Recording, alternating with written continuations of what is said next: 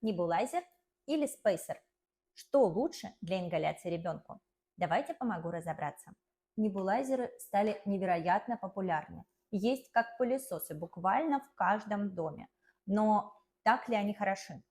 Они выглядят эффектно и успокаивают родителей. Но небулайзер – это лишь средство доставки лекарства, а не способ лечения.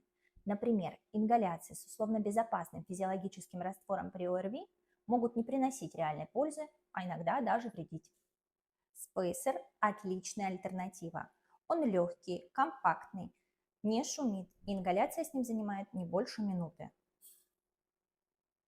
Ингаляции со спейсером также эффективны, как и через небулайзер. Кроме того, он не требует электричества и его удобно брать с собой в путешествие. Но есть и недостатки. Спейсер подходит только для дозированных аэрозольных ингаляторов. И его бывает непросто найти в аптеках. Но это не повод от него отказываться.